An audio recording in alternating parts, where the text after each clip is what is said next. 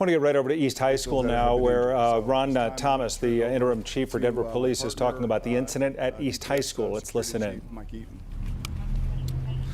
Thank you, Chief. My name is Mike Eaton. I'm the Chief of the Department of Safety for Denver Public Schools. We, through our partnership with Denver Police, we were notified at approximately 1:54 p.m. of a potential active shooter here at East High School. We do have interoperability on our radio system, so we were able to lock down this school immediately. So at 1:54, this school was locked down by DPS safety, and summoned DPS armed officers as well as DPD was coming to support. Want to applaud the students. I want to applaud the East community for their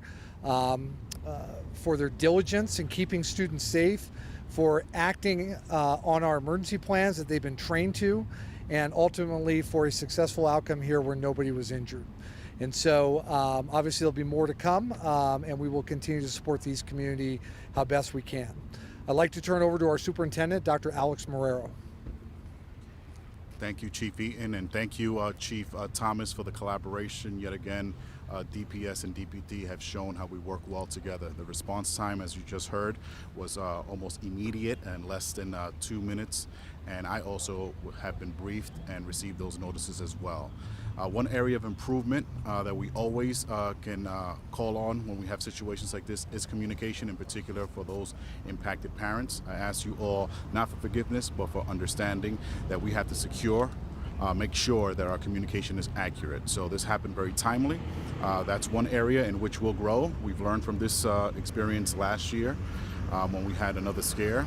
And all I can say is we had our campus last year, which is our largest campus, our largest school this afternoon, and the response time has been incredible. Helps me feel safe and secure, not only as superintendent of schools, but also as a parent. So thank you again for the collaboration, and I'll open it up to questions. Talking to some students who said on Friday that there was a drill, and there was some confusion between today and Friday. One's a drill, one real life.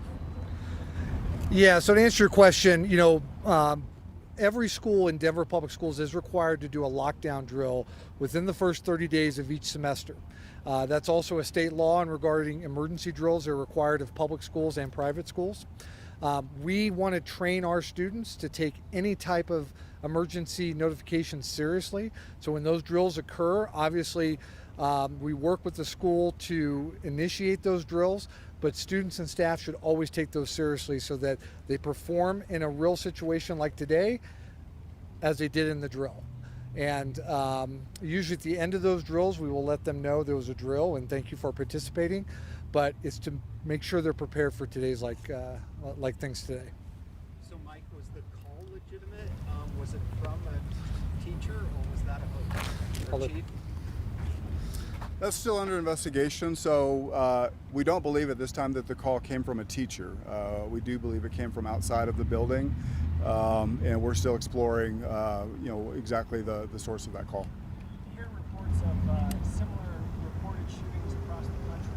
Do you hear anything about that? Is this an indication of something that's happening all across the country? Yes, I am aware of that. I am aware of the fact that it has happened in other cities across the country, as well as a couple of different schools in the state of Colorado.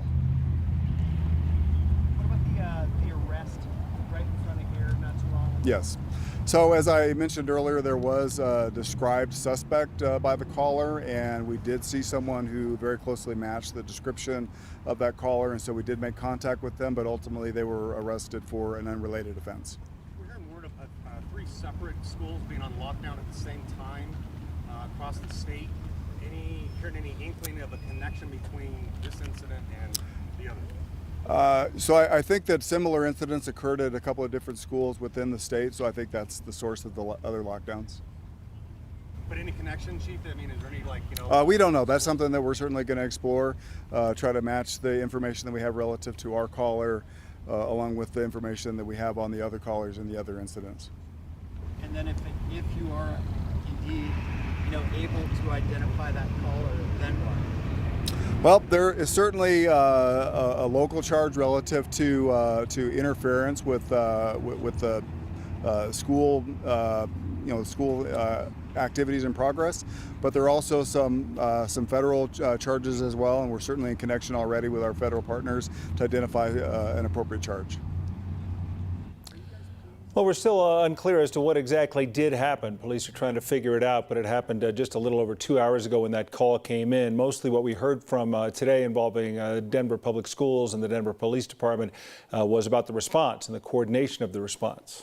And this is unfounded, they say, this threat at East High School. But as you can imagine, when we're hearing they just went through this drill on Friday, and then to have this happen again today, there was some confusion and a lot of concern for students and staff. As well as potential linkage to other events like this around the state and around the country. Of course, we'll continue to follow the story and bring you the latest if more comes into the newsroom.